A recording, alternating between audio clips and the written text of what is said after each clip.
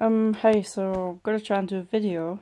I'm gonna do a video. I don't know if it's gonna work, which is why I'm gonna try and do a video explaining meta ethics. So I've got some notes in front of me of just what I've been making notes on over the last few days. But this is an A2 ethics topic that we do in OCR, religion, philosophy, and ethics, and it's probably one of the most difficult ones. Because there's a lot to it, a lot of different content, and yeah, but it's definitely an interesting one that like when you get to grips with it, it can be quite interesting. There's a fly, and flies are really annoying. Um, yeah, and I'm still not fully with it, but yeah, I sort of get it. Uh, this topic was actually the first one that I got an A on in philosophy altogether, and I think it was our second assessment uh during A2 that I got it, so I was really happy with that. Uh, I actually got it next to me because I lent it to my friend, and yeah, just finally got it back. Okay, so we'll start off with cognitive and non-cognitive statements. So cognitive statements are factual statements. They make facts. The the things that we can know, so we could test it to be true. And non-cognitive statements are more subjective, so it's more like opinions. So these are basically going to come in useful when um, we look at the different meta-ethical theories, because some of them are cognitive, some of them perceive ethical language to be non-cognitive, so just subjective and just opinion. Um, Meta-ethics differs from normative ethics because normative ethics is more like the study of ethics itself, like what is ethical, how we should act in the world. Whereas meta-ethics studies more ethical language. If focus it's because meta essentially means beyond, so it's like beyond ethics. It's not just the ethics. It's like it's the foundation of ethics. Like what do we mean by the words like good, bad, right, wrong? So that's essentially what meta ethics or meta ethicists study. And it breaks down into, well, I've got four parts written down here. So I'm just going to assume that this is all of it. We've got intuitionism, ethical naturalism, emotivism, and prescriptivism. But prescriptivism isn't actually on the specification from a course. It's just an interesting thing to perhaps evaluate with. And if you know it, like that, and write about it in an essay, and it's not on the specification, that they still credit it. They have to credit any answer which is in line with the question or correct. So if we start looking at intuitionism, the scholars that we need to know for that are G. E. Moore, I've got cramp, G. E. Moore, Pritchard, and W. D. Ross.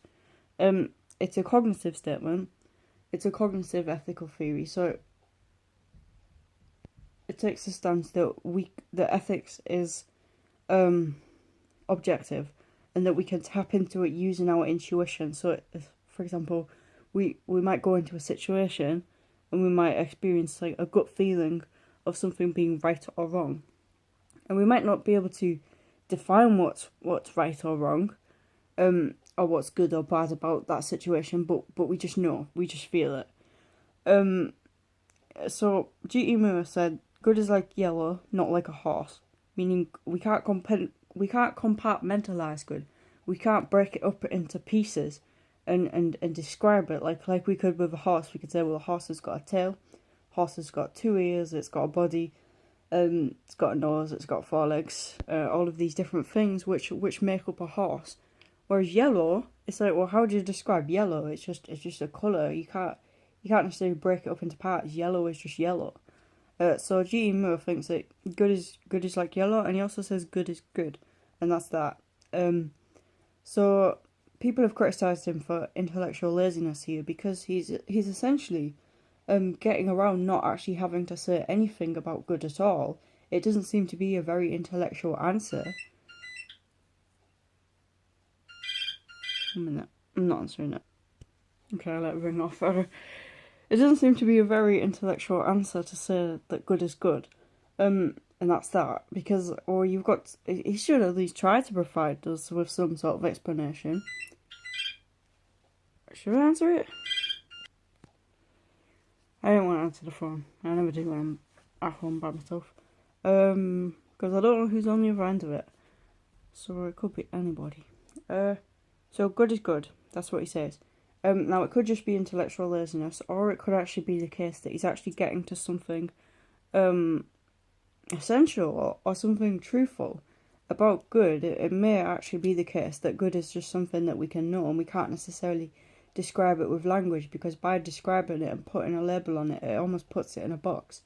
And we can link to Wittgenstein, like we should show the fly the way out of the fly bottle. Don't ask for meaning, ask for use. Because the meanings of words change based on the context. Therefore, if we assign a set label to good, then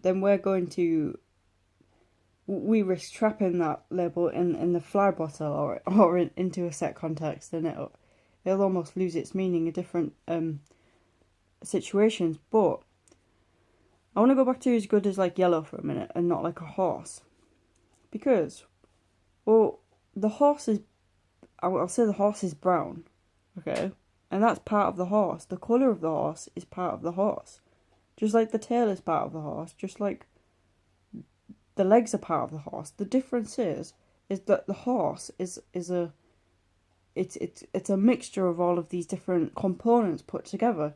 But if you take each component separately, like the legs, for example, you wouldn't be able to explain what a leg is to a blind person. Like, things are made up of several. Things are made up of parts. So, you could. I'm going to use a definition. I'm going to use an example of a painting. So, for example, you could have a painting, and that painting could have multiple different colours on it. Now, what's the difference between describing a painting with multiple different colours on it and describing a horse? And then, well, you can say that. I've just got a text. And you could say that good is. I don't know where I'm going with this, but I was thinking about it the other day, and I want to try and sort it out in my head because I don't know if there's actually a point to be made. It's probably not, and I'm probably thinking too much into it. But I was thinking that the colour is part of the thing itself, just like the hairs on the horse's body are part of the thing. But I think I might be thinking into it too much, because what he's trying to say is that good is like one thing. A horse is multiple things. A horse has colour, a horse has eyes, a horse has legs. So it does have multiple parts to it that can be broken down and explained. Whereas yellow and colours in and of themselves don't. So I guess he could have used anything really. He could have said good is a straight line. No, because then you could still describe a straight line. So maybe he's right to say that good is yellow. Or good is like yellow even. But I'm not sure.